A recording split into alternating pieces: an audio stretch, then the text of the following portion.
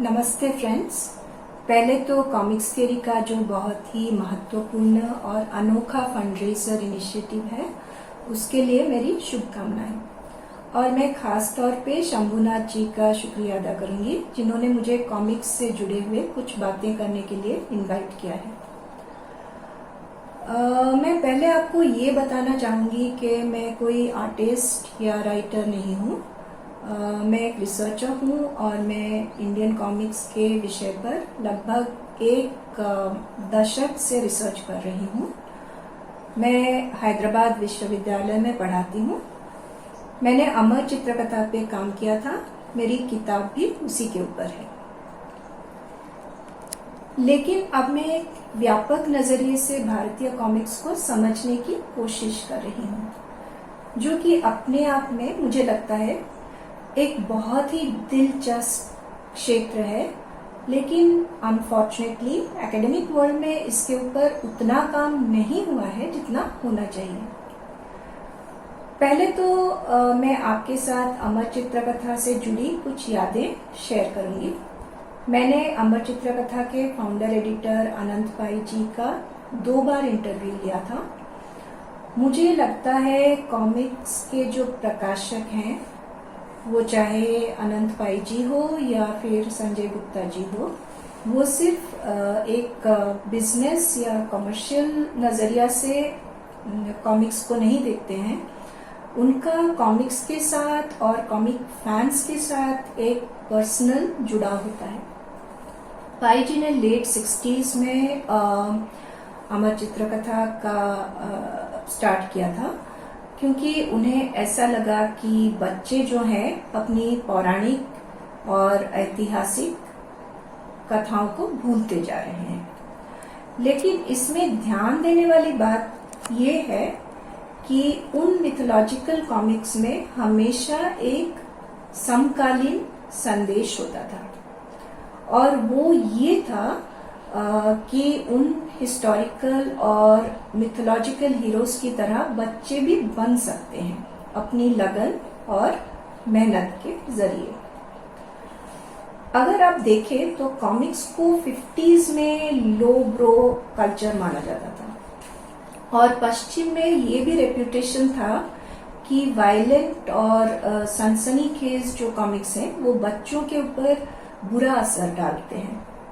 1954 में एक काफी फेमस किताब आया था जिसका नाम था सिडक्शन ऑफ द इनोसेंट, जो अमेरिकन साइकेट्रिस्ट फ्रेडरिक वर्टहम ने लिखा था।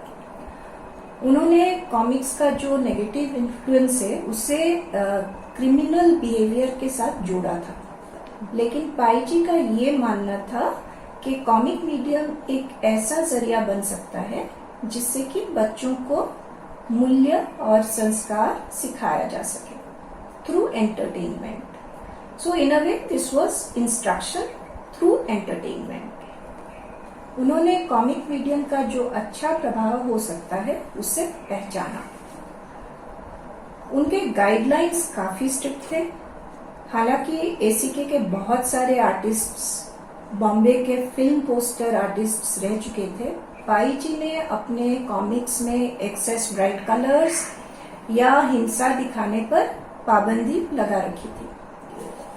फिर भी आपको फिल्म पोस्टर्स के इन्फ्लुएंस दिख जाएंगे, जैसे कि कॉमिक्स के कवर्स पे या विलेंस को दर्शाने में। For example take Alauddin Khilji.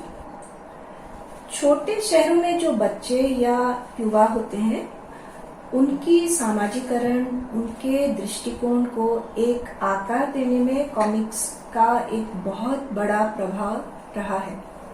अभी मैंने पढ़ा कि जो पंजाबी काफी फेमस है सिंगर एक्टर दिलजीत दोसांझ जी हैं, उन्होंने कहा है कि कॉमिक्स ने उनकी हिंदी सुधारी। और वैसे मैं खुद भी हिंदी भाषी नहीं हूँ, लेकिन मैंने भी सोचा है कि रिसर्च करते करते मेरी भी हिंदी सुधर जाएगी। जो 80s और 90s में कॉमिक्स आए, जैसे कि राज कॉमिक्स हो या मनोज कॉमिक्स या फिर पवन कॉमिक्स, तुलसी कॉमिक्स, आप देखेंगे कि ट्रेंड्स बदले जा रहे हैं। उसमें आपको वेस्टर्न सुपर हीरो स्टाइल के हीरोज मिलेंगे, जैसे कि नागराज, ध्रुव या डोगा, पर उनके जो ओरिजिन स्टोरीज हैं या विजुअलाइजेशन है वो इंडियन मिथोलॉजी या लोक संस्कृति से जुड़े रहते हैं। और काफी सारे थीम्स जो कि आपको फिल्मों में भी दिखेंगे, जैसे कि टेररिज्म, स्मगलिंग या फिर देश की रक्षा, हॉरर, ये सब आपको देखने को मिलेंगे। विजुअल्स के स्टाइल में मुझे काफी सिनेमैटिक और डिजिटल इन्फ्लुएंस भी दिखते हैं, और वो सनसनीखेज थीम्स या विजुअल्स जो पाई जी ने अवॉइड किया था वो भी दिखेंगे। इससे हमें ये मालूम होता है कि समय के साथ साथ कॉमिक्स का रूप बदला है, ताकि वो नई पीढ़ी जो है उनके बदलते हुए टेस्ट्स को ध्यान में रख सके। इसलिए एज अ स्कॉलर मैं ये कहूंगी कि comic culture is an important area of research. हमें एक्सप्लोर करना चाहिए कि कॉमिक फैंस कैसे सोचते हैं, क्या वो अपने हीरोज की तरह दुनिया में बदलाव लाना चाहते हैं, कुछ अच्छा करना चाहते हैं, जैसे कि कॉमिक्स थियरी का फंडरेजर ये जो कोशिश है। कॉमिक हिस्ट्री पर रिसर्च हमें बदलते हुए सांस्कृतिक और राजनीतिक संदर्भ को समझने में मदद कर सकता है। मेरे ख्याल से ये समाज शास्त्र का एक अहम हिस्सा बन सकता है। इसलिए मैं आप सभी से गुजारिश करूंगी कि आप इस फंडरेजर से जुड़ें। धन्यवाद।